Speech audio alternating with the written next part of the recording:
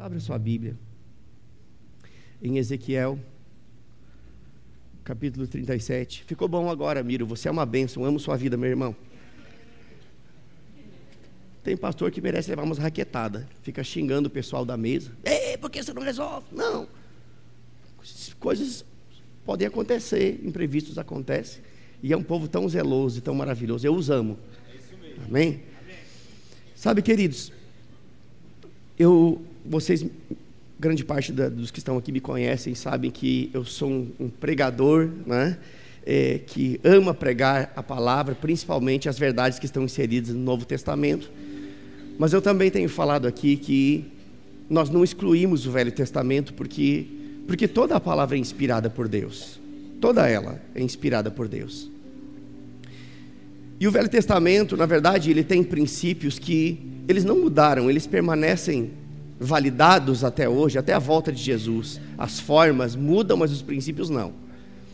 Mas eu fui inclinado já há algum tempo para ministrar sobre esse assunto nessa noite, e eu queria que seu coração ficasse bem aberto para aquilo que o Senhor quer falar nessa noite, aquilo que o Senhor quer acrescentar na sua vida, na minha vida nessa noite. Ezequiel 37, eu creio que grande parte daqueles que estão aqui já leram ou já ouviram talvez uma mensagem falando sobre isso. Mas Ezequiel 37 traz ali uma visão que Ezequiel teve acerca do vale de ossos secos. Quem já ouviu falar sobre isso? Não é? Ezequiel teve uma visão, não é o nosso amado pastor Ezequiel que está aqui, mas é o profeta Ezequiel que estava lá no passado. Não é? Ele teve uma visão de um vale que estava repleto de ossos muito secos. E esse texto que nós vamos ler logo na sequência, não leia ainda não, guarde aí um pouquinho o seu dedo na Bíblia. Eu quero só colocar você dentro do contexto histórico daquilo que estava acontecendo, para que você possa entender melhor. Mas esse texto que nós iremos ler aqui de Ezequiel 37, ele está se referindo à nação de Israel, em um momento que essa nação estava sendo escravizada na Babilônia, e essa nação, esse povo de Israel, era um povo que estava nesse momento, por estar escravizado, era um povo que estava sem esperança, era um povo que estava sem perspectiva de um futuro melhor. E talvez você que entrou aqui nessa noite esteja vivendo talvez realidades parecidas com essa. Talvez você está desesperançoso, sem expectativa de um futuro que seja melhor do que aquilo que você está vivendo hoje. E eu sei que você vai ser alcançado por essa palavra nessa noite. Amém? Esse povo, a nação de Israel, nesse momento da história, eles haviam se afastado de Deus. Eles eram o povo de Deus, mas haviam se afastado de Deus, haviam se esquecido de Deus. Eles não estavam apenas escravizados, eles não estavam apenas desesperançosos, sem expectativa, mas na verdade tudo isso foi consequência de um afastamento, consequência de deixar de lado as coisas do Senhor. E na verdade eles pegaram um caminho errado, eles pegaram o caminho da desobediência. E como consequência desse afastamento, eles foram conduzidos para um estágio de sequidão espiritual. O afastamento de Deus certamente nos conduzirá a um estágio de sequidão espiritual. Talvez você está se sentindo assim, espiritualmente seco. É porque provavelmente você não está sendo regado pela água viva. Amém? Eu já comecei arrochando, né? Chegou. Mas na verdade o afastamento de Deus, ele vai conduzir as pessoas a esse estágio, como eles estavam. Um estágio de sequidão espiritual, que é representada aqui nesta visão que Deus deu a Ezequiel por um vale. Ele teve uma visão de um vale de ossos secos, que na verdade representava uma nação, um povo, que estava espiritualmente definhando, estava afastado de Deus, tinha pegado o caminho da desobediência, estava desacreditado, estava desesperançoso e estava escravizado. Na verdade, qualquer pessoa que se afasta de Deus, ela vai ter como consequência as mesmas coisas. Ela vai perder as esperanças, vai perder a expectativa de vida. Ela vai se tornar escrava de um sistema. E então, eu acho que você já está conseguindo associar o que eu estou querendo dizer aqui. Abre aí a sua Bíblia então, Ezequiel 37, nós vamos ler. Eu vou ler e você acompanha. Porque as nossas versões nem sempre são idênticas e pode dar algum tipo de confusão. Apenas acompanhe aí a leitura, eu vou ler para você. Diz o seguinte a partir do versículo 1: Veio sobre mim a mão do Senhor, e Ele me levou no espírito, ou em espírito, e me pôs no meio do vale que estava cheio de ossos. As pessoas querem ver anjo, querem ver campos verdejantes, mas eu nunca vi ninguém querendo ver osso, ainda mais seco. Então cuide quando as visões que você tem só são de coisas boas, porque um profeta de Deus, ele vai ver coisas boas, mas também ele vai ver problemas. Está comigo? Versículo 2 diz: E me fez andar ao redor deles, e eis que eram muito numerosos sobre a face do vale, e eis que estavam sequíssimos. E ele me perguntou: Filho do homem, poderão viver esses ossos? Respondi: Senhor Deus, tu sabes. Então me disse: profetiza sobre estes ossos, e diz-lhes, ou diz a eles: ossos secos, ouvi a palavra do Senhor. Assim diz o Senhor Deus a estes ossos: eis que vou fazer entrar em vós o fôlego de vida, e vivereis. E porei nervos sobre vós, e farei crescer carne sobre vós, e sobre vós estenderei pele, e porei em vós o fôlego de vida, e vivereis. Então sabereis que eu sou o Senhor. Profetizei, pois, como se me deu ordem. Ora, enquanto eu profetizava, houve um ruído. Eu quero que você se coloque nessa situação. Imagina a cena. Enquanto eu profetizava, houve um ruído, e eis que se fez um rebuliço, e os ossos se achegaram osso ao seu osso.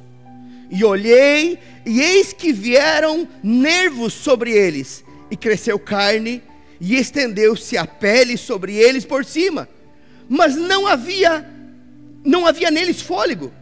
Então ele me disse: profetiza ao fôlego de vida, profetiza ao filho do homem, e diz ao fôlego de vida: assim diz o Senhor Deus, vem dos quatro ventos, ó fôlego de vida, e assopra sobre estes mortos para que vivam.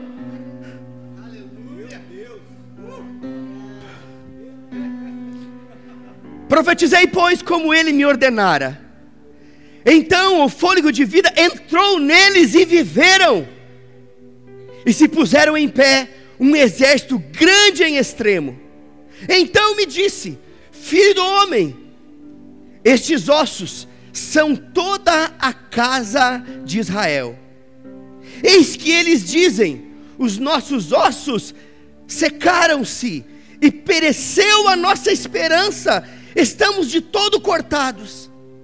Portanto, profetiza e diz-lhes, ou diz a eles: assim diz o Senhor Deus, eis que eu vos abrirei as vossas sepulturas, sim, das vossas sepulturas vos farei sair, ó povo meu, e vos trarei à terra de Israel.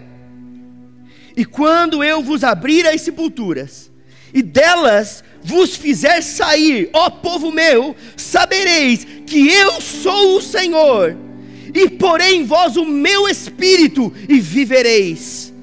E vos porei na vossa terra, e sabereis que eu, o Senhor, falei e o cumpri, diz o Senhor. Feche seus olhos, Pai, eu te dou graças. Oh, eu te dou graças, Pai.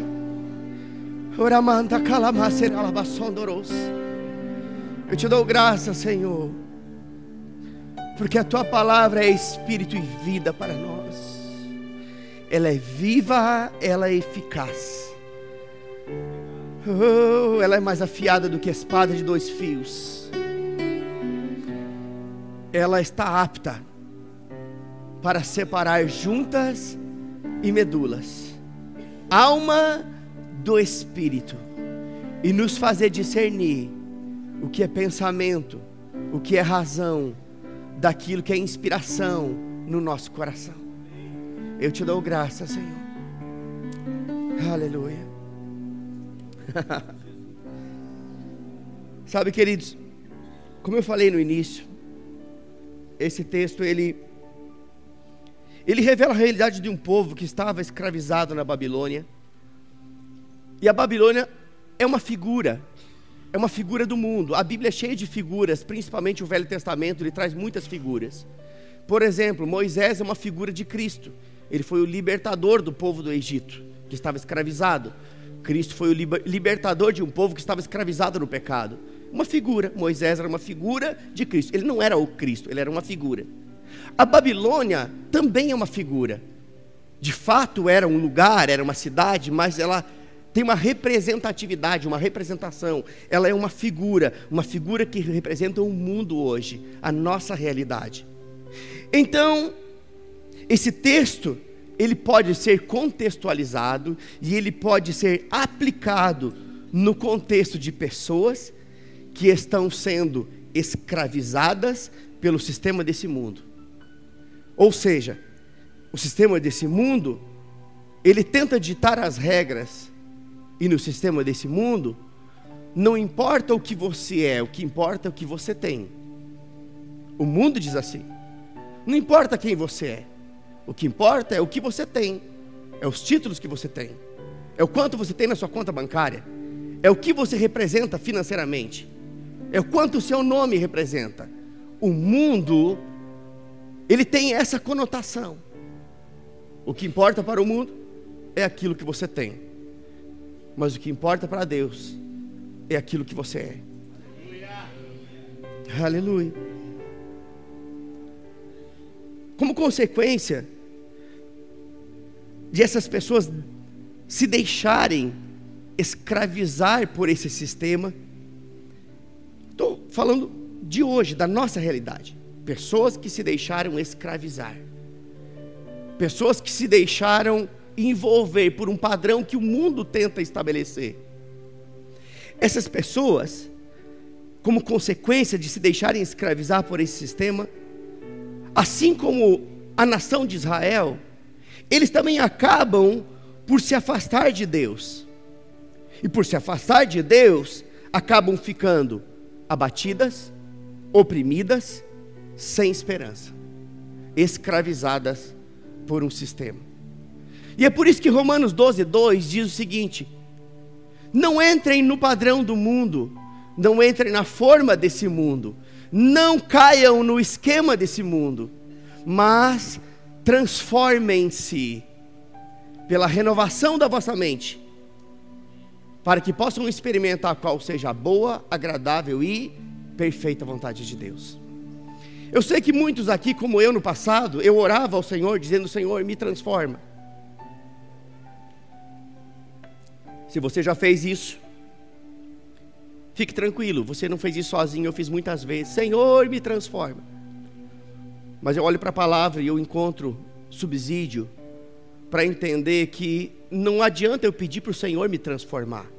Ele me deu as ferramentas certas para que eu me transforme, renovando a minha mente pela palavra de Deus, tirando o entulho, tirando pensamentos errados, tirando sugestões do inferno e colocando aquilo que a palavra diz ao meu respeito.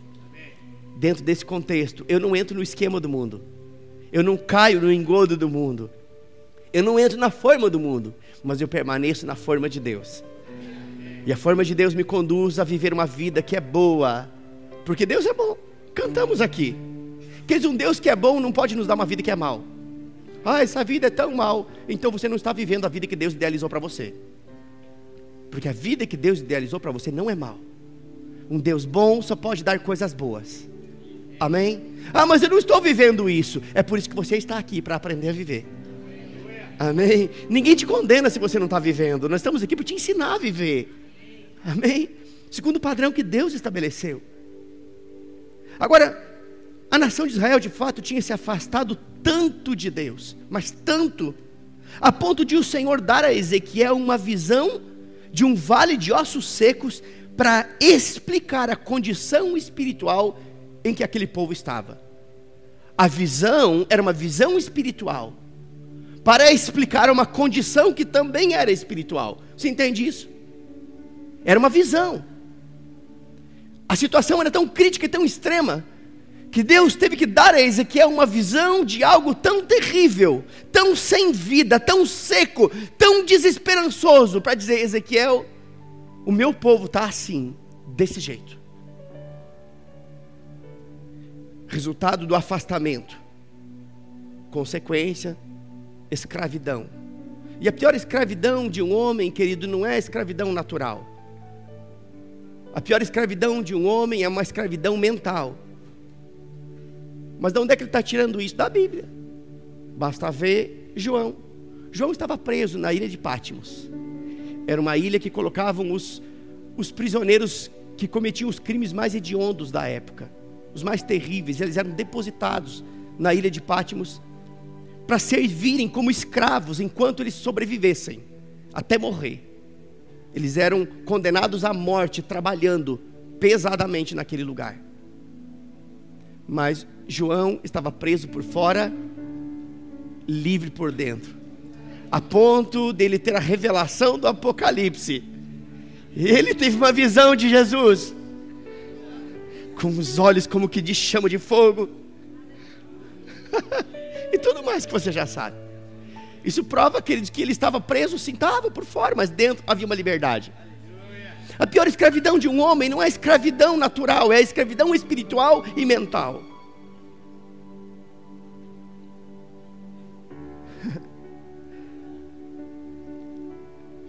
Agora, mesmo que esse povo tivesse se afastado de Deus, Deus não se afastou deles.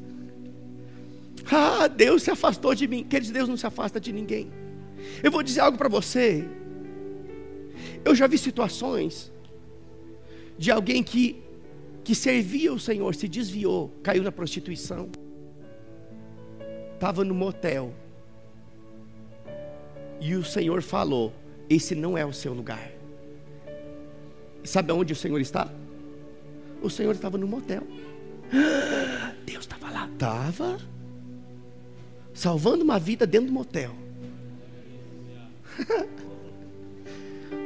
O homem, ele se afasta de Deus, mas Deus não se afasta, porque Deus não descarta ninguém.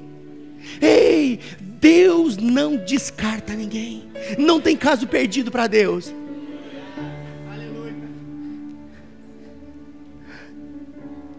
Deus não se afastou daquele povo.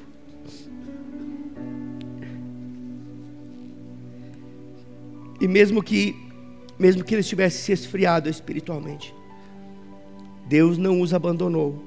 E mais do que isso, Deus desejou mudar aquela situação.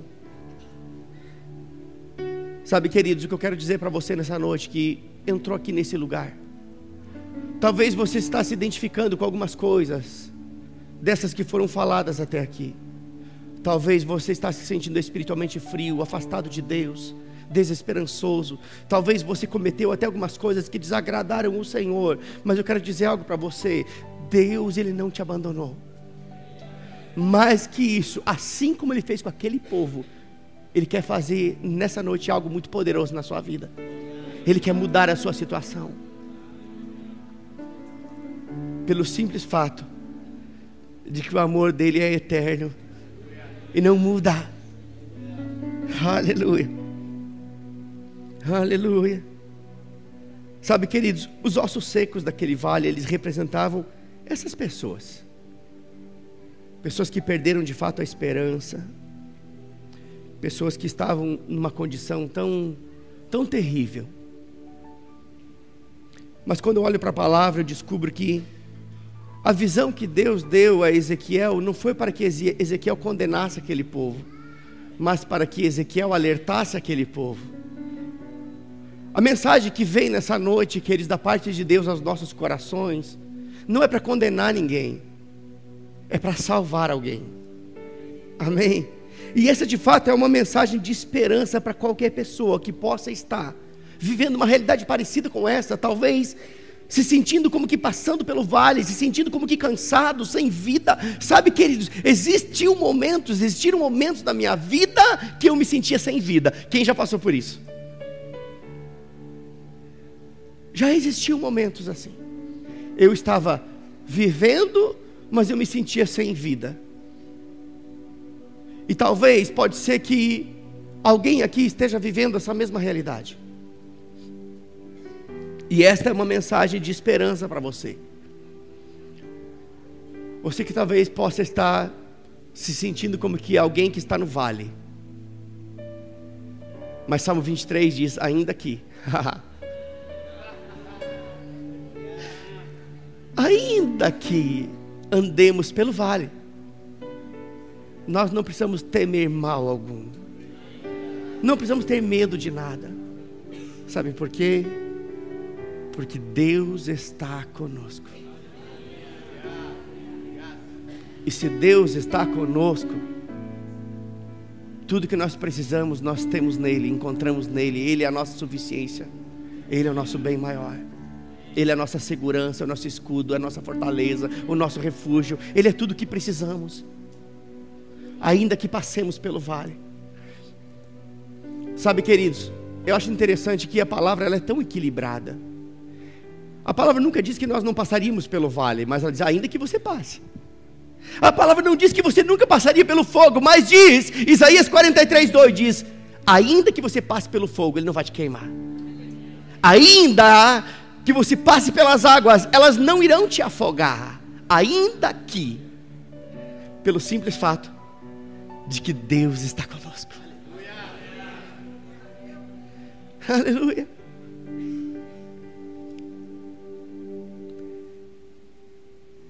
Esse texto que nós acabamos de ler, de Ezequiel 37, diz que a mão do Senhor veio sobre Ezequiel. Ou seja, uma unção do Espírito veio sobre o profeta e o levou a ter uma visão espiritual acerca de uma condição espiritual que o povo estava vivendo. Agora, eu quero alertar você de algo. Muitas vezes, de uma forma equivocada, existem crentes que dizem, não, aquela pessoa cometeu tal coisa, a mão do Senhor vai pesar sobre ela. Quem já ouviu isso? Não levante sua mão, fique. Eu não quero te expor. Mas toda vez que a mão do Senhor vem sobre a vida de uma pessoa, significa que a unção do Espírito vem sobre ela. Não vem condenação, não vem peso, não vem maldição, vem unção. Então, com a intenção errada você fez a coisa certa. Que o Espírito Santo venha sobre, que tenha experiência sobrenatural com o Espírito Santo, que viva um novo nível espiritual. E o Senhor te perdoa pelo tempo da ignorância. Amém? Agora, a visão que ele teve, que era uma visão espiritual, acerca de uma condição que também era espiritual, de um povo que estava afastado de Deus. Ele vê um amontoado de ossos que estavam secos em um vale. Mas Deus faz uma pergunta ao profeta Ezequiel e diz, Ezequiel, poderão viver esses ossos? Sabe, queridos, nós fazemos muitas perguntas para Deus. Quem já fez pergunta para Deus? Mas por que, Senhor? Só eu fiz, você não. Você já foi glorificado, nem sabe. Por que, Senhor? Até quando vou esperar minha varoa, Senhor? Até quando vou esperar meu varão, Senhor? Até que você abra os seus olhos e pare de ser tão seletivo. Deus não vai escolher a esposa para você, porque não é Ele que vai casar com ela, é você. Ah, mas não é Deus que escolhe? Não, não é. Se Deus escolhesse, Ele fez a conta errada, porque tem mais mulher do que homem. Deus vai te dar sabedoria para você perceber características naquela pessoa que vão se encaixar com o seu perfil. Mas não é esse o assunto. Alguém precisava ouvir isso. Recebe aí. Amém? Mas Deus faz uma pergunta a Ezequiel. Sabe, queridos, nós precisamos estar preparados para as perguntas que Deus pode fazer para nós. Você sabia disso? Deus fez perguntas para Abacuque, Deus fez perguntas para Ezequiel, e vou dizer uma coisa, Deus faz perguntas para você. Até quando você vai ficar um crente tão frouxo? Até quando você vai negar o chamado de Deus na sua vida? Até quando você vai ficar na superfície? Até quando você vai ficar esperando para que algo que eu já falei para você comece a se manifestar? Porque nós ficamos esperando em Deus. Eu estou no Kairos. Vai para o cemitério no Kairos. Deixa eu dizer algo para você. A promessa de Deus está vinculada a uma reação sua. Deus faz e você faz. Somos cooperadores de Deus. Se você não fizer nada, nada vai acontecer. Rapaz, o negócio está fluindo. Mas existe uma pergunta da parte de Deus ao profeta: poderão viver esses ossos? E essa pergunta parecia ser tão óbvia. É ou não é verdade? A Bíblia diz que eram muitos e eles não estavam apenas secos, eles estavam, diga, sequíssimos. Sequíssimos. Agora, os céticos e os incrédulos, provavelmente eles diriam: não, é claro que não, Senhor. Está seco. E não está só seco, está sequíssimo. Isso é impossível. Mas normalmente céticos e incrédulos são leitores muito superficiais da Bíblia. Porque a Bíblia diz que tudo é possível ao que crê e nada é impossível para Deus. Olha só. Ezequiel, mesmo na sua humanidade, mesmo que humanamente para ele parecesse impossível, porque um homem de Deus e uma mulher de Deus, ele ainda está nessa terra. Está comigo? Muitas vezes as situações elas trazem uma informação de dificuldade, de impossibilidade, mas a palavra tem outro relatório. E você pode escolher se você quer ficar com a informação do problema ou a informação que a Bíblia traz a seu respeito. Você escolhe. Agora, mesmo na sua humanidade, que na sua humanidade parecesse impossível, ele conhecia o poder de Deus. Sabe, queridos, a Bíblia relata que os fariseus, os escribas, os religiosos da época, eles não conheciam as Escrituras e nem o poder de Deus, porque o poder de Deus é revelado nas Escrituras, porque o Evangelho, ele é o poder de Deus para a salvação de todo aquele que crê. Não vem até vós com palavras persuasivas de sabedoria humana, mas em demonstração do Espírito e de poder. Aleluia. Ezequiel conhecia o poder de Deus. Então ele responde: Senhor, tu sabes. Ele podia ter dito algo diferente do que isso. Deixa-me dizer algo para você. Ezequiel sabia que aqueles ossos poderiam reviver, pelo simples fato de que ele cria que Deus poderia criar algo do nada. Ele cria, ele acreditava. Quando ele teve aquela Deus não dá uma visão para quem não pode fazer nada com aquilo que viu. Eu não vejo nada. É porque você precisa crescer em fé. É porque você precisa ser mais obediente. E quando você for mais obediente, Deus vai te mostrar coisas, vai te revelar coisas, para que você corresponda. Deus não fala com o filho desobediente. A desobediência é acúmulo de ser espiritual no ouvido. Acumula, é a ponto de você não ouvir mais. Mas ele cria que Deus poderia criar algo do nada. Sabe, queridos, na verdade, ele sabia, porque ele conhecia a história de como tudo começou, e ele sabia que Deus já havia feito isso antes, lá no princípio, quando ele criou o homem. Pensa comigo. A Bíblia diz, em Gênesis 2:7, que Deus formou o homem do pó da terra. O homem foi criado um ser espiritual dentro de Deus, e o homem foi soprado para dentro daquele boneco de barro. Mas ele foi formado do pó da terra. O primeiro homem foi formado do pó da terra. E a primeira mulher foi formada do quê? E a costela é o quê? A costela é um osso. Não, acho que você não conseguiu pegar a minha linha de raciocínio aqui. Ezequiel conhecia a história de como tudo começou. O primeiro homem, ele foi formado do pó da terra, mas a primeira mulher foi formada de um osso. Agora estava fácil, não tinha apenas uma costelinha, tinha um monte.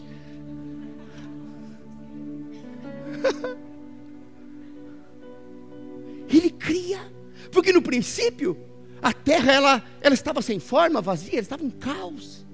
E Deus começou a criar tudo, recriar todas as coisas. Ele conhecia a história. E ele sabe que Deus não muda. Ei, Deus não muda. Ah, Deus está de férias. Só se para você, para mim não. Deus não tira férias. Mas também Deus não é seu empregado. E também não é bombeiro.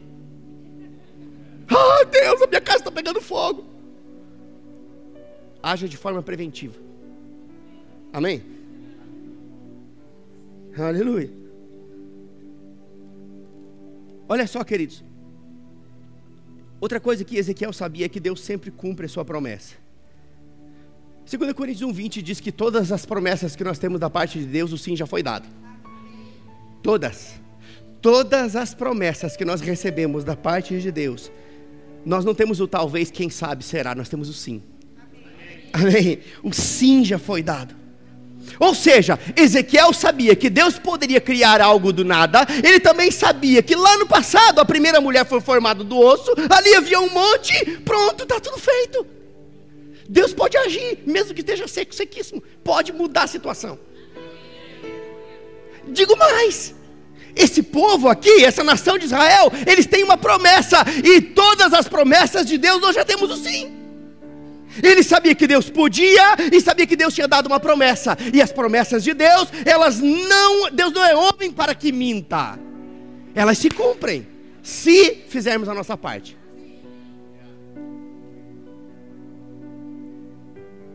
Olha só, queridos. É claro que Deus tinha uma promessa para aquele povo. Mas eu quero dizer algo para você. Deus não tinha uma promessa apenas para eles. Deus também tem uma promessa para a sua vida. Deus tem uma promessa para o seu casamento. Deus tem uma promessa para o seu ministério. Deus tem uma promessa para o seu futuro. Eu sei que Deus em algum momento usou alguém, talvez um profeta, um homem de Deus, uma mulher de Deus, talvez numa leitura da Bíblia, Deus falou com você, talvez num momento de oração, Deus falou com você. Ei, Deus fala porque Deus é Pai. Eu vou dizer uma coisa para você. Deus não mudou de ideia. Mesmo que pareça distante, Deus não muda. Deus está esperando você apertar o botão do start. Amém? Aleluia. Todos nós temos uma proposta da parte de Deus. Eu quero declarar sobre a sua vida hoje que você não vai morrer antes de ver todo o plano e a proposta de Deus se cumprir na sua vida. Talvez algumas pessoas aqui foram assediadas por Satanás. Tira sua vida, você não presta. Nada do que você faz dá certo. Na verdade, o que Satanás quer não é tirar a sua vida, é o mínimo. Ele quer tirar a promessa que Deus tem para você. Porque a promessa que Deus tem para você atinge outros. A sua vida é só você. Você entendeu isso? O que ele quer é matar a sua influência, é matar aquilo que Deus colocou em você, que vai atingir outros. Mas nessa noite, o plano de Satanás caiu por terra. Você vai cumprir tudo aquilo que Deus tem para a sua vida. Eu não morrerei, antes viverei e contarei as tuas obras. Aleluia. Aleluia. No versículo 4, Deus dá uma instrução a Ezequiel e diz: profetiza sobre esses ossos. Diga para eles: ossos secos, participem da campanha dos 7 dias. Ossos secos, faça uma oferta de sacrifício. Ossos secos, vai para Israel pegar unção. Foi isso? Eu não estou dizendo que ir para Israel é pecado, gente. Eu quero ir, quero conhecer o contexto histórico, mas a unção que eu recebo não vem de Israel, vem de Deus. Amém? Vou chegar lá, vou pisar naquela terra, mas calma. Eu não preciso ir todo ano sacrificar a igreja, extorquir o povo para tirar férias em Israel, como tem gente fazendo por aí. Não, vamos fazer uma poupança, vamos nos organizar financeiramente. Amém? Só isso. Profetiza ou declara sobre esses ossos. Diga para eles: ossos secos, ouçam diga a palavra de Deus. Eu fico imaginando osso ouvindo. Ossos secos, ouçam a palavra. Ei, a palavra de Deus é a resposta. Eu sei que se você está aqui é porque você ama essa igreja, você está se sentindo bem, você está sendo alimentado, mas vou dizer uma coisa para você: essas paredes não resolvem o seu problema. O nome dessa denominação não resolve o seu problema. O que resolve é aquilo que se prega aqui, que é a palavra de Deus, sem firula, sem rodeio. Sabe, querido, eu não tenho medo de perder ninguém, porque não fui eu que ganhei ninguém, foi Jesus. Amém? Por isso que eu dou uns arroz de vez em quando. Não é para dar cajado de aço em você, é para te trazer para o centro, para que nós possamos amar o Senhor de todo o nosso coração, em espírito e em verdade. Somos um único povo, ninguém é melhor do que ninguém aqui. Alguns têm mais responsabilidades que outros, mas todos nós somos iguais diante do Senhor. Aleluia, aleluia. Ossos secos, ouçam a palavra do Senhor. Lembrando que os ossos secos, eles são uma figura que representa pessoas que talvez possam estar passando por um período de sequidão espiritual e por isso estão desesperançosas, desacreditadas, oprimidas, angustiadas. E então a instrução foi: ouça a palavra. Você está angustiado? Ouça a palavra. Sabe o que a palavra diz? Lançai sobre ele toda a vossa ansiedade, porque ele tem cuidado de vós. Você está ansioso, queridos? Ei, ouça a palavra. Sabe o que a palavra diz? Não fiquem ansiosos por coisa alguma. Antes apresentem a Deus as suas petições com súplicas e ações de graças, e a paz de Deus vai te guardar. Você está doente? Ouça a palavra. Verdadeiramente Ele levou sobre si todas as nossas dores e enfermidades. Você está passando por uma escassez, uma falta, ouça a palavra. Ele é poderoso para suprir cada uma das nossas necessidades em glória. Ele é nosso pastor e nada nos falta. Ouça a palavra. Querido, eu vou dizer uma coisa para você. Eu não quero nunca fazer isso, mas se um dia eu não pregar a palavra, vaza daqui, pelo amor de Deus. Se submeta a essa instrução de hoje. Eu não quero nunca deixar de pregar, porque eu amo o Senhor, e quem ama o Senhor ama a palavra. Não tem como amar o Senhor sem amar a palavra. Eu amo o Senhor, mas não vem nos cultos. Eu questiono, porque quem ama o Senhor ama a palavra. Quem ama a palavra quer ouvir a palavra. Amém. Aleluia, aleluia.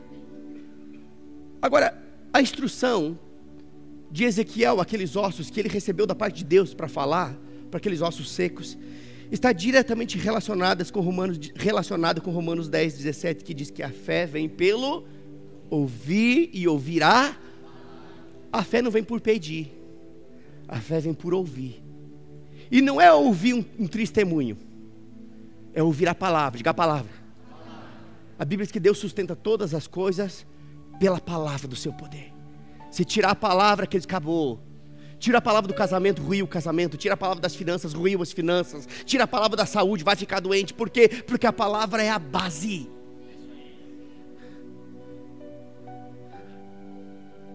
Ossos secos, ouçam a palavra, porque a palavra ouvida e recebida no coração vai gerar fé em vocês. Amém? Aleluia. E então Ezequiel, ele profetiza vida sobre aqueles ossos, segundo a instrução que ele recebeu do Senhor. O Senhor disse: profetiza para que nervos sejam criados, carne venha, a pele venha sobre. Profetiza vida sobre aquilo que está morto. E Ezequiel então ele profetiza a vida. E sabe o que acontece? Versículo 7 explica, diz o seguinte: profetizei, pois, como se me deu ordem. Ora, enquanto eu profetizava, houve um ruído, e se fez um rebuliço. Ei, para um pouquinho, olha para cá. Eu não gosto, lá no Verbo da Vida tem uns negócios, é um rebuliço. A gente é bíblico, tinha rebuliço aqui também. Amém? Um ruído começou a acontecer, um rebuliço começou a acontecer. Sabe, queridos, milagres acontecem no meio do rebuliço santo. Eu não estou falando de desordem, não estou falando de bagunça. Eu estou falando de pessoas que são rendidas ao Senhor a ponto de deixar de lado os protocolos. Só isso. Só isso. Amém? Aqui ninguém atira a cadeira para o alto. Nada disso, não. Se fizer, vai ter gabinete. Mas, queridos, o meu desejo é que você se derrame na presença do Senhor. Quer chorar, chore. Quer rir, ria. Quer pular, pule. Quer correr, corra. Porque no meio do rebuliço Deus está trabalhando no seu milagre. Aleluia. Aleluia. E eis que se fez um rebuliço, e os ossos se achegaram, osso ao seu osso. Perceba algo aqui, queridos. Enquanto a palavra ainda estava sendo profetizada ou declarada, ou seja, Deus deu uma instrução a Ezequiel, e Ezequiel estava correspondendo, obedecendo a instrução de Deus, declarando aquilo que Deus disse para que ele declarasse. Então uma profecia bíblica, ela está alinhada com a palavra. Eis que assim diz o Senhor: você vai morrer. Manda para os quintos, que não é de Deus. Amém? Porque a profecia edifica, consola, exorta. Só isso. Fora isso, manda para o teleentulho. Não bota no container, senão eu vou querer reciclar. Aleluia. Enquanto ele ainda estava profetizando, algo já começou a acontecer, um ruído começou a acontecer, um rebuliço aconteceu, e no meio desse rebuliço, houve um ajuntamento, cada osso no seu devido osso. Eu sou curioso, gente, eu fui pesquisar quantos ossos tem o corpo humano. Quem sabe aqui? Quem falou? Rapaz, você tem cara de nerd mesmo. 206 ossos tem um corpo. E descobri que uma criança, quando nasce, tem 370. É que ela vai crescendo e um osso vai ligando no outro. Não sei como é que pode, é um mutante? Não, é que vai ligando, não é? Mas um adulto, ele tem 206 ossos, não é? Eu fico imaginando, não era um corpo. A Bíblia diz que eram numerosos, muitos. E provavelmente eles estavam todos misturados.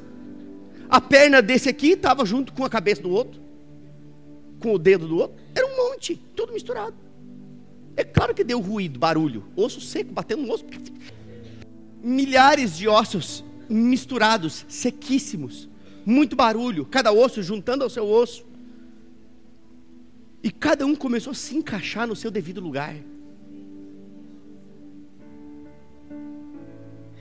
No versículo 8 desse texto que nós lemos, diz que conforme a palavra que foi profetizada, depois que os ossos estavam todos, eu fico imaginando que o esqueleto estava montadinho. Sabe aqueles que você compra assim, que fica tudo, igualzinho, só que era grande, normal, né? E nervos, carne e pele cobriram aqueles ossos. Agora, existe algo muito importante aqui. Perceba que primeiro foi organizado aquilo que fica por dentro.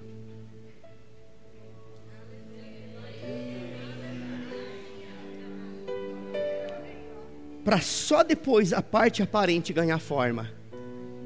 Sabe o que isso significa? Deus quer te organizar por dentro primeiro. Deus quer tratar você por dentro.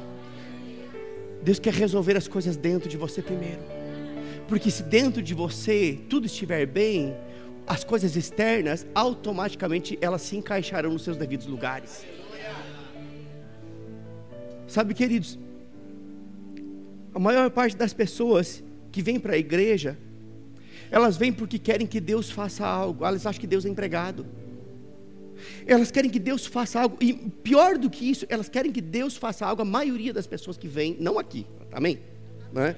Elas vêm buscando algo relacionado a coisas que são externas, coisas que são temporais, tipo saúde, finanças, relacionamento, negócio. Não que isso esteja errado, mas sabe de uma coisa? Deus não vai te dar uma esposa se você está solteiro e não está bem resolvido por dentro. Que Deus quer te resolver por dentro primeiro. Deus não vai te dar dinheiro se você não está resolvido por dentro, porque se chegar dinheiro sem você estar resolvido por dentro, você vai se perder. Está comigo? Ai, a minha empresa. Ei, Deus não vai te dar uma empresa se você não tiver resolvido por dentro, porque se você não tiver resolvido por dentro, você vai sonegar. Deus quer te resolver por dentro, quer te ajustar por dentro, e só depois as coisas internas elas se encaixarão, elas começarão a ganhar forma. Amém? Olha só, no versículo 10, apenas ouça, diz que após os ossos se ligarem, se conectarem, serem cobertos de nervos, carne e pele, o espírito de vida entrou neles, e então eles passaram a viver. O que isso significa? Isso significa, queridos, que quando o Espírito de Deus age na vida de uma pessoa, é só então que ela começa a viver de fato. Antes disso ela sobrevive. Eu me lembro antes de Jesus, eu sobrevivia, mas eu passei a viver depois de Jesus. Ou seja, quando Deus age na vida de alguém, tudo começa a ganhar forma, tudo começa a ter um sentido, tudo começa a ter uma razão. Peraí, agora eu encontrei o sentido para a minha vida, eu não quero mais tirar a minha vida, eu quero alongar a minha vida. Tudo começa a ganhar forma, mas primeiro tem que ser resolvido aonde? Dentro. Sabe, queridos, sem Jesus, uma pessoa sem Jesus ela sobrevive. Eu sei do que eu estou falando, porque eu sei o que é viver uma vida sem Jesus. Eu sei o que é viver distante do Senhor. Eu sei o que é ter uma vida suprida em tudo, mas escassa de tudo ao mesmo tempo. Você entende o que eu quero dizer? Ou seja, uma vida sem Jesus é apenas sobreviver. É interessante que lá em Efésios 2:5 diz que nós estávamos mortos em delitos e pecados, mas Deus nos deu vida juntamente com Cristo. Aí eu fiquei pensando, mas antes de eu aceitar Jesus eu não estava morto, eu estava vivinho da Silva Saulo. Como que eu estava morto? Morto significa separado, não é inexistência. Morte, separação. Nós estávamos separados de Deus por causa de delitos, pecados, coisas que desagradam o Senhor, porque os nossos pecados fazem separação entre nós e o nosso Deus. Mas um dia que nós nos arrependemos, entregamos a nossa vida para Jesus, a Bíblia diz que Ele nos deu vida juntamente com Cristo. Agora, não é uma vida comum. A vida que recebemos de Deus, a Bíblia diz que é uma vida que faz com que as coisas de fato sejam mudadas em nós. Eu passei por um processo de mudança tão grande, mas tão grande. Sabe, queridos, onde o Espírito de vida da parte de Deus entra, se há morte, vida vai se manifestar. Aonde o Espírito de vida da parte de Deus entra, se há tristeza, alegria vai se manifestar. Se há falta, provisão vai chegar. Se há doença, cura vai se manifestar. Sabe por quê? Porque o Espírito de Deus e Deus são um. E agindo Deus,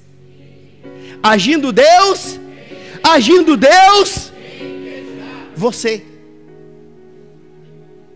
é a única pessoa que pode impedir o agir de Deus, é você mesmo.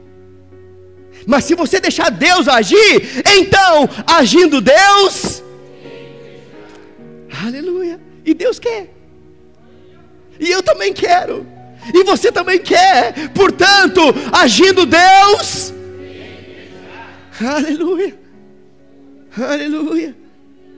Sabe, queridos, a sequência do versículo 10 diz que aqueles que antes eram apenas um amontoado de ossos secos, agora, depois que eles ouviram e receberam a palavra, eu quero que você entenda que está usando coisas aqui, uma visão espiritual, para explicar uma condição espiritual que talvez você se encontre, mas está dizendo que aqueles que antes eram apenas um amontoado de ossos secos, agora, depois de ouvirem a palavra, de receberem a palavra que foi profetizada da parte de Deus, por meio do profeta, olha o que aconteceu. O versículo 10 diz que eles se puseram de pé e se tornaram fortes como um exército.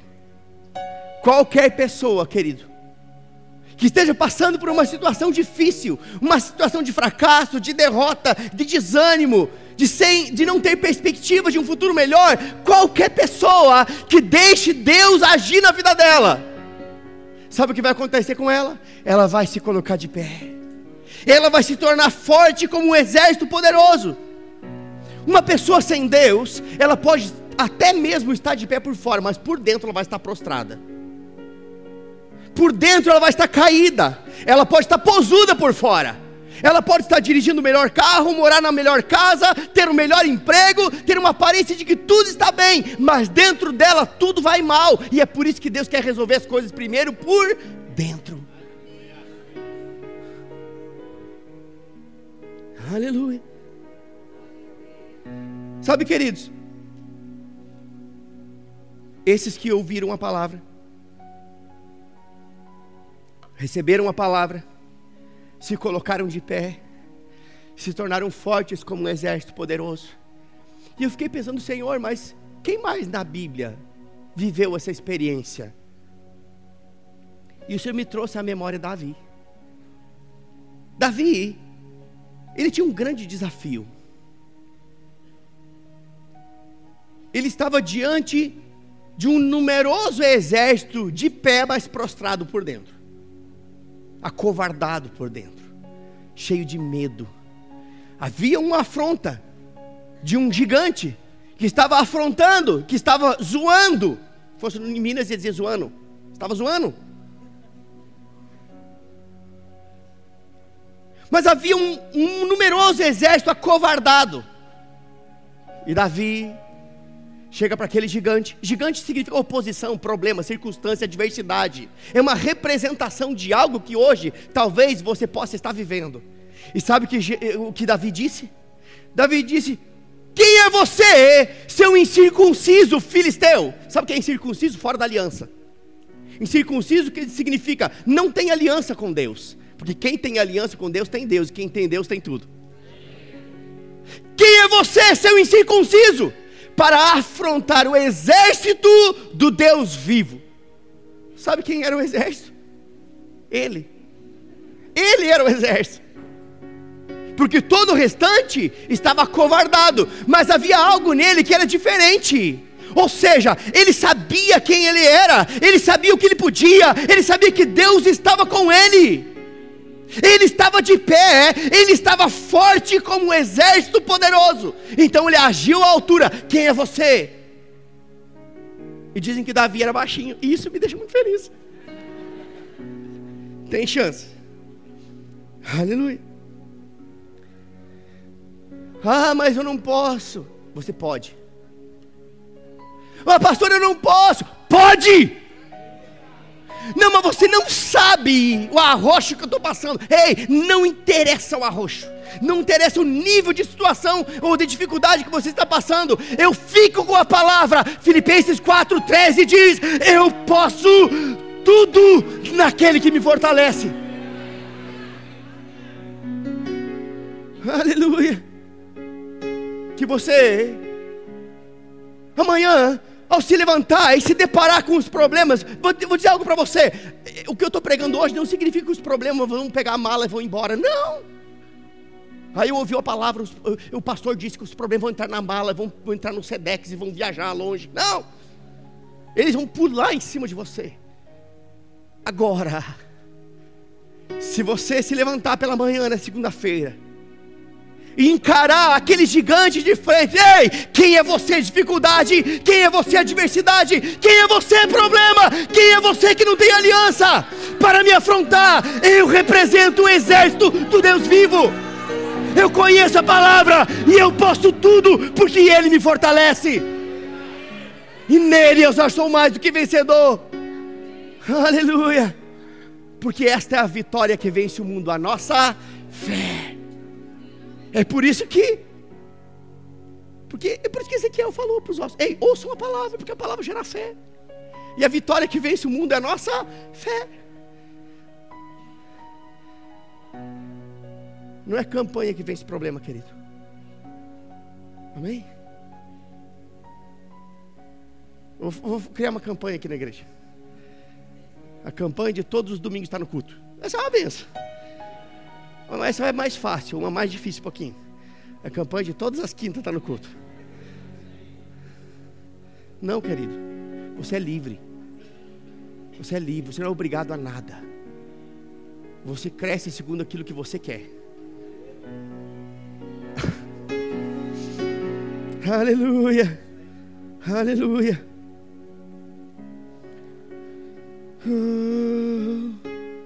O texto continua e diz que o Senhor daria a própria vida para eles. Aqueles que estavam mortos receberam uma palavra da parte de Deus: ei, eu vou dar minha própria vida para vocês. O espírito de vida vai entrar em vocês. E mais, eu vou colocar vocês num lugar seguro. Sabe de uma coisa? Estar com o Senhor é estar num lugar de segurança. Estar com o Senhor é estar num lugar de refúgio, é estar num lugar de proteção. Salmo 46:1 diz isso: que Deus é o nosso refúgio, fortaleza, socorro bem presente em dias de angústia. Amém? Aleluia.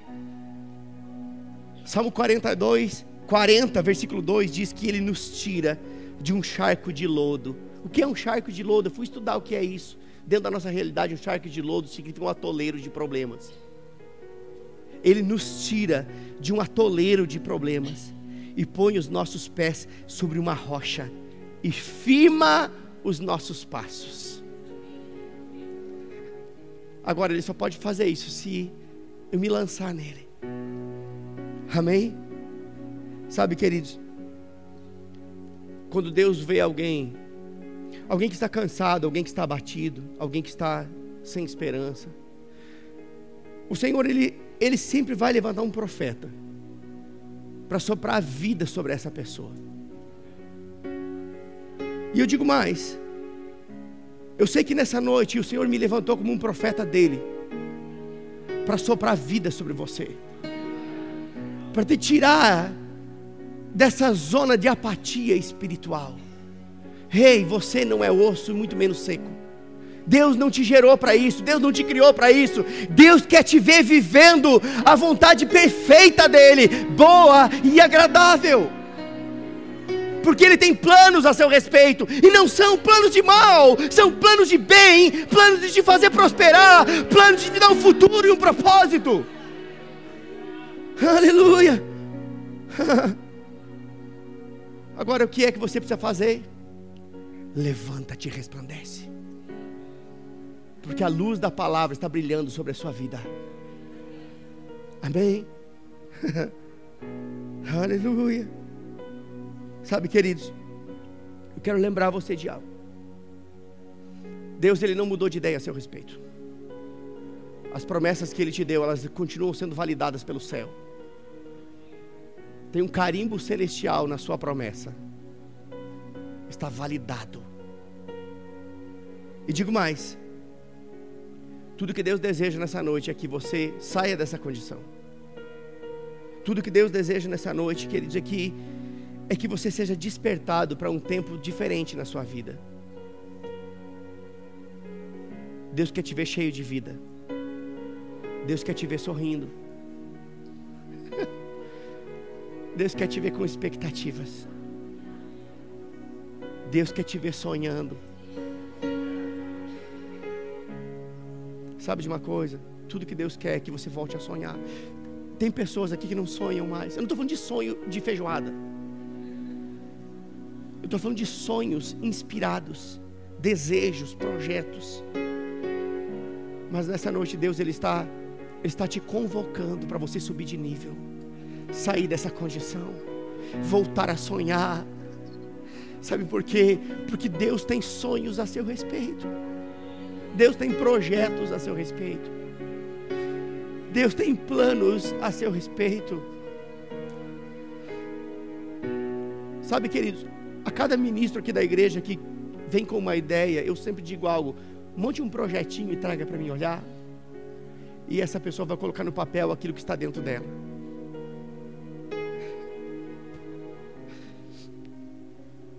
Um projeto é uma proposta, é um plano. E a Bíblia diz que Deus tem planos a seu respeito. Deus projetou coisas dentro dele, para que elas acontecessem fora dele, através da sua vida. Por isso você não vai morrer. Antes você vai cumprir tudo aquilo que Deus idealizou para a sua vida. Você veio a esse mundo, querido, por causa de um projeto de Deus. Você não é fruto de uma brincadeira do seu pai e da sua mãe apenas. Deus idealizou você. Deus tinha algo a ser feito nessa terra. E você só vai se sentir realizado. Só vai se sentir realizado se você entrar dentro do plano de Deus para a sua vida. Aleluia. Aleluia. Eu queria que... Fique de pé agora, por favor. Fique de pé, feche seus olhos. Lembra que eu falei muito aqui sobre a visão de Ezequiel? Lembra disso? É interessante, queridos, que as coisas, elas só começaram a mudar a partir do momento que a palavra foi profetizada sobre uma circunstância, sobre um problema. A situação era crítica, e ela só foi mudada a partir do momento em que a palavra inspirada de Deus foi profetizada, declarada sobre uma situação, sobre uma circunstância. Sabe o que eu quero dizer com isso? É que somente a palavra de Deus pode mudar uma situação contrária. Somente a palavra de Deus declarada, liberada, ela pode intervir numa situação. Sabe por quê? Porque a Bíblia diz em Isaías 55:11 que ela cumpre o propósito pela qual ela foi designada. Nós liberamos uma palavra de cura sobre a doença, e ali vai haver cura. Nós liberamos uma palavra aonde declaramos que o Senhor é nosso pastor e nada nos falta, e nós vamos ver provisão chegando onde há falta. Aleluia. É a palavra que muda as circunstâncias. Ei, olha só, a obra de Deus, ela só começou a acontecer de fato depois que Ezequiel profetizou sobre aquela situação, conforme Deus ordenou. Está comigo? Agora, veja bem, Ezequiel, ele poderia apenas ter sido paralisado pela imagem da impossibilidade, porque era uma imagem, aquilo era nítido, era a imagem da impossibilidade, e ele poderia ter sido paralisado por aquela imagem, mas ele decidiu obedecer a Deus. E então ele seguiu as instruções que Deus deu, e ele profetizou sobre aquele vale de ossos secos, aonde não havia vida, vida se manifestou. Romanos 8:31 diz: que diremos, pois, a estas coisas, ou à vista dessas coisas, ou diante destas coisas? O que diremos não é o que pensaremos, é o que diremos, é o que diremos. O que diremos a estas coisas? O que profetizaremos sobre estas coisas? O que declararemos sobre estas coisas? Se Deus é por nós, quem será contra nós? Antes da gente orar, nós vamos orar e depois vamos cantar e vamos todo mundo para cantina. Quer dizer, para casa, para cantina, né? Eu vou ler para você um texto antes de encerrar. É o último, prometo que é o último. Marcos 11:23 diz o seguinte: em verdade eu vos digo, que qualquer que disser a este monte, ei, é falar, é profetizar, não é pensar, é declarar. Qualquer, não é só o pastor, não, é qualquer, você, qualquer, todos aqueles que entenderam essa verdade. Portanto vos digo que qualquer que disser a este monte, ou a este problema, ou a esta circunstância, ou a este vale de ossos secos. Ergue-te e lança-te no mar, e não duvidar no seu coração, mas crê que se fará aquilo que disser, ou aquilo que disse, assim será feito. Deixa-me dizer algo para você. Nós vamos só tocar sem música por enquanto. Todos vamos orar, é tempo de orar, vocês vão orar, todo mundo vai orar. Ah, mas não vai me chamar na frente para orar? Não vou, você vai orar. Amém? Que existe a autoridade de Deus sobre a sua vida, existe a autoridade da palavra sobre a sua vida. Eu não sei qual é o problema, qual é a circunstância, qual é a dificuldade, qual é o vale, mas sabe o que você vai fazer? Você vai liberar a palavra. Comece a orar, comece a orar, comece a orar. Pai, como igreja santa, nós estamos diante do Senhor nessa noite. Reconhecemos que a tua palavra é uma verdade absoluta sobre qualquer problema ou circunstância. Portanto, baseado naquilo que a tua palavra diz a nosso respeito, que Jesus Cristo já levou sobre si todas as nossas dores e enfermidades, baseado na autoridade do nome de Jesus e na tua palavra, nós declaramos a palavra, profetizamos a palavra sobre a doença. Doença, você é anulada agora em nome de Jesus. Doença, eu falo com você, a igreja fala com você, seja onde você estiver, atuando no corpo dos meus irmãos ou nos familiares deles, eu libero uma palavra de ordem a você. Seca, definha e morre agora em nome de Jesus. Ei, receba a sua cura, porque Jesus já levou sobre ele toda dor e enfermidade. Seja curado agora, seja curado, seja curada, seja curado, seja curada agora. Ela manda que ela amassou.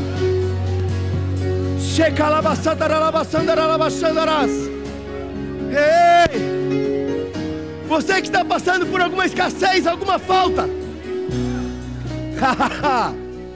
Pai, nós te damos graças por tua palavra. A tua palavra diz que o Senhor é poderoso para suprir cada uma das nossas necessidades em glória, por meio de Cristo Jesus. A tua palavra também diz que o Senhor é nosso pastor e nada nos falta. Por isso nós declaramos provisão chegando sobre as nossas vidas, promoção de trabalho chegando, oportunidades chegando, o teu povo prosperando, suprimento chegando. Xeramande que la maçondorosa, recalamaçando aralabaçou. Anjos de Deus trabalhando. Oremande que la maçondorosa. Seja suprido. Se você receber no seu coração, assim será com você. Xerecanda la mandrosa que la mandaralabaçou. Pai, cremos na tua palavra, em que nós não devemos ficar ansiosos por coisa alguma. Portanto, nós lançamos sobre a cruz de Cristo toda a nossa ansiedade, porque sabemos que Ele tem cuidado de nós, e recebemos a paz que excede todo o entendimento. Obrigado, Pai, por tua palavra, apacentando corações nessa noite. A tua palavra apacentando corações nessa noite. Aleluia, aleluia. Ei, Calamandaraba Sondoros, a melhor semana da sua vida, o início dos melhores dias da sua vida chegando, um tempo de Deus se manifestando na sua vida. Ei, aleluia, aleluia. Eu não sei o que você precisa, mas eu sei de uma coisa: o Deus que você serve tem um nome, e o nome dele é El Shaddai, o Deus de toda a suficiência. Seja suprido em todas as áreas da sua vida. Se você tem andado em tristeza, nós vamos nos alegrar agora. Prepara aí, vamos nos alegrar. Sabe por quê? Porque a Bíblia diz que na presença de Deus há abundância de alegria. Na presença de Deus há abundância de alegria. E você está na presença de Deus. Antes de cantar, deixa eu orar para liberar o povo. Pai, eu te dou graças pela vida dos meus irmãos. Eu declaro uma semana de vitória, uma semana de conquista, uma semana de romper com as dificuldades, uma semana de andar por sobre o natural. Oh, boas notícias chegando, respostas chegando, oportunidades chegando em nome de Jesus. E por isso nós nos alegramos no Senhor.